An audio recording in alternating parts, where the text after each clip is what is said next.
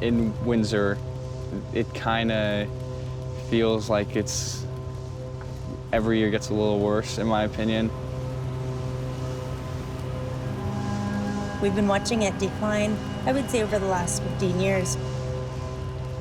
Something has to change from higher above so that it can trickle down into the smaller communities. It's not just tariffs. The automotive sector is not in trouble. The country's in trouble.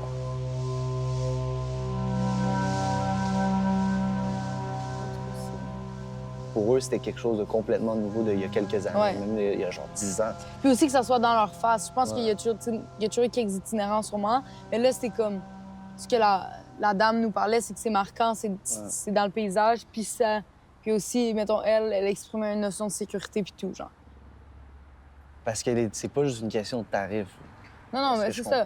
Non, clairement, genre, on venait ici en mode les tarifs sont ce qui fait tilter Windsor, mais c'est pas... De base, il y a déjà... De base, il y a... Ouais. C'est ça. Mettons...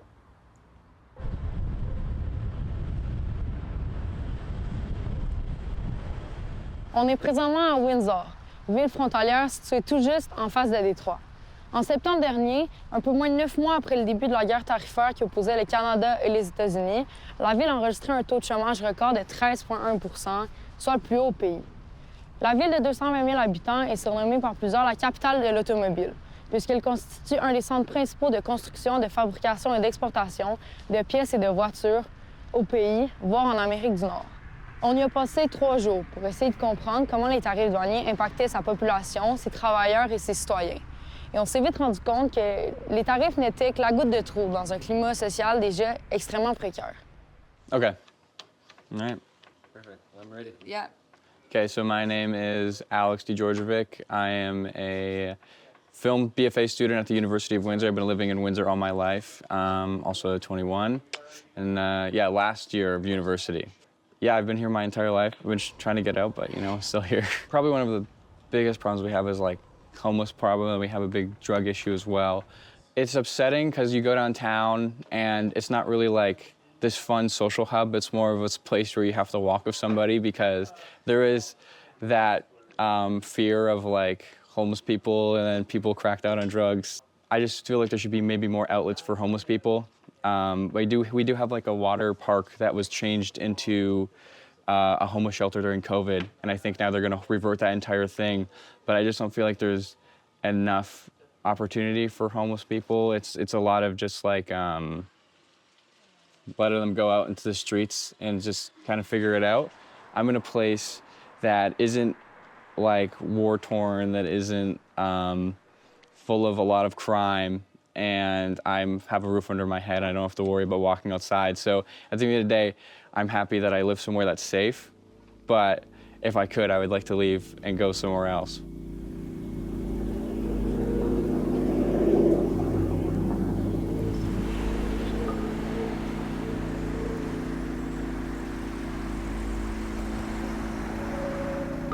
On s'est rendu sur les lieux du Windsor Shelter Health, qui est un refuge qui a été mis en place dans un ancien établissement où il y avait des piscines, des jeux d'eau, un endroit communautaire pour accueillir les personnes qui consomment en situation d'itinérance, aux prises aussi avec des problèmes de santé mentale. C'est vraiment un problème associé au centre-ville. L'intervenante avec qui on a pu discuter quelques minutes nous a expliqué que c'est vraiment sur les quelques blocs où ça prend place. On est entre l'aréna, le parc pour enfants, derrière il y a l'hôpital, les casinos. C'est vraiment centralisé sur cette zone-là. À date, on n'a pas beaucoup vu d'itinérance à d'autres endroits qu'ici.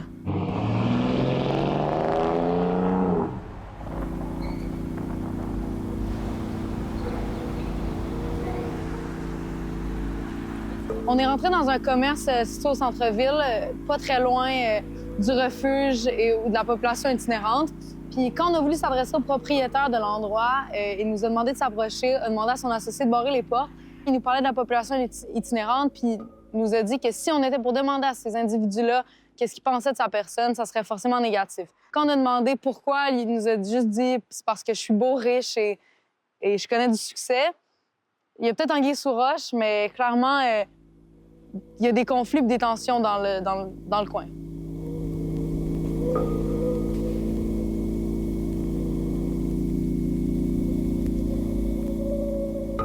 mean, there's still lots of other news going on other than tariffs and that. As I said, like the way that average people are affected by the tariff are prices, right? Costs. Job losses come more at a higher level, like the manufacturing, Stellantis, things like that. On vient tout juste de se rendre à l'hôtel de ville de Windsor, plus précisément dans le centre qui a pour but de fournir des ressources relatives à l'emploi pour la population. Là, on a rencontré, la réceptionniste nous a mis en contact avec la dame des communications, qu'on a pu après ça parler à l'extérieur, qui est en fait une ancienne journaliste qui a elle-même travaillé pour CTV, CBC. Cette dame-là nous a entre autres parlé d'un commerce qui fabrique des pièces de voiture, qui serait présentement en grève, qui manifesterait contre le fait que l'export de sa production aux États-Unis, c'est quelque chose dont on entend beaucoup parler. C'est visiblement un enjeu face aux tarifs sur, entre autres, l'acier. Your relationship with it, how long you've been working Sure. there? Well, my name's Randy St. Pierre. I've been the chairperson for the union here for 9 years, 18 total, but 9 of the last. I've worked here for 32 years. Well, what we do here is we stamp parts for the big three and for other suppliers like Flex and Gate and Bentler and Shiloh. We opened up bargaining back at the last 2 weeks of July. During bargaining, the company had put a 15-page concessionary package for us to look over. And at the time while we were bargaining, they were taking out all the tools and shipping them to their plant in the United States. They bought a plant in the United States 1.5 years ago. They decided to get a facility in the USA to avoid the tariffs, and ever since May, they have been moving slowly the work over to that plant. Now, we're entering our 11th week. 11 weeks of being out here, not having a job. All they want to know if they're getting back to work or if they're going to close the plant. They're ready to move on as long as they get their severance pay. The intentions of the companies, we don't know. They haven't really talked to us and wanted to get back to the table on what their intentions are at this moment. In your opinion, what will happen with this plant, with the jobs? Well, I don't want to say it'll close, but by the looks of things and the way they're going right now, I think it's inevitable that it's probably going to close. We had hundreds of mold shops. They are struggling substantially because that stuff is getting tariffed at 25%. Build a mold for a car, gets shipped 25% over. That hurts. Like, there's no doubt that hurts. There's lots of things that hurt. But I still feel that it comes back to mismanagement of government. From your schools to your restaurants to everything. Stellantis does fuel us, but not just that plant. There's 10 to 1 plants that make parts for that plant. All those people have to eat. I think this is just the start of the tariffs impacting Windsor. I think eventually it's going to trickle down to a lot of workplaces here in Windsor that will affect a lot of families in the community here. So, our government's kind of abandoned us when it came to this. They gotta align. The courts need to align with the government, or the government needs to align the courts, right? Because the government runs the courts by introducing legislation. So they need to introduce legislation that'll align with their policy.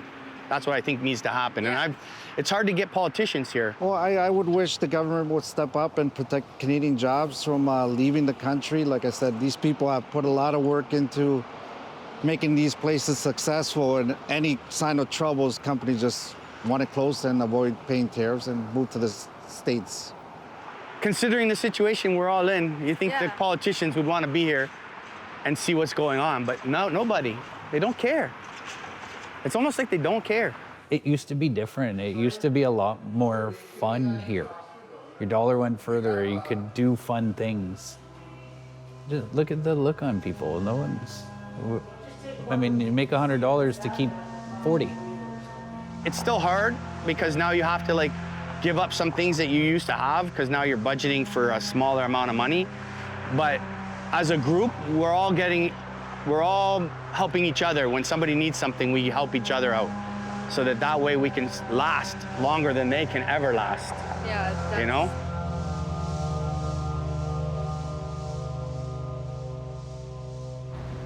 So small mold shops, Windsor is built on, and the reason, you know, close to Detroit, international crossings, it's very easy to get your product into the market. When you come to Windsor, it's like super flat, not a lot of happening. We do have Detroit that's across the border, which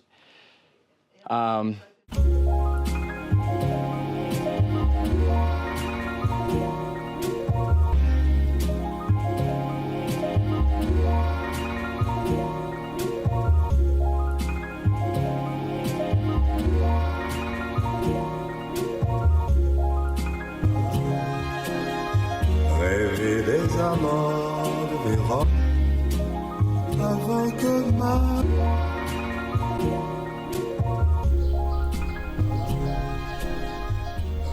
On est présentement à Détroit, à quelques dizaines de kilomètres à peine de la frontière de Windsor, où des quartiers, des dizaines de kilomètres carrés, sont laissés depuis des décennies abandonnés, que ce soit à cause d'un exil hors de Détroit ou des industries comme à Windsor qui ferment. Il y a des centaines de bâtiments, de maisons, d'usines qui sont laissés complètement pour compte, tels quels.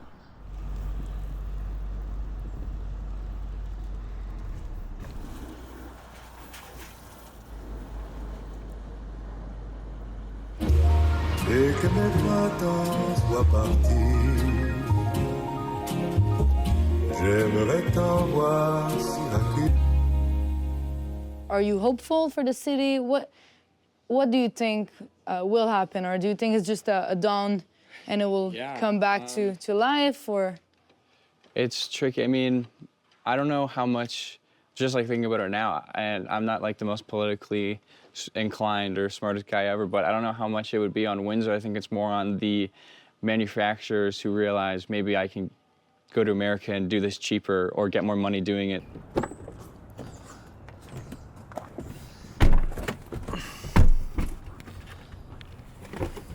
You know, you'd ask, how do you control or move forward? Protect yourself. You don't need that. This car will do the same thing. It's $40,000. It'll get your family around. There's been a lot of that lately. People, hey, I want to downsize. I just want to hold on. Let me lease a car for a couple years and see where we're at a few years from now. I think it's more on the people that want to move out of Windsor's fault, but also maybe there's stuff that we can do to keep them here longer. They thought when they put us out here that we were gonna get down on our luck and we were gonna give up. Because one day longer for us is better, right?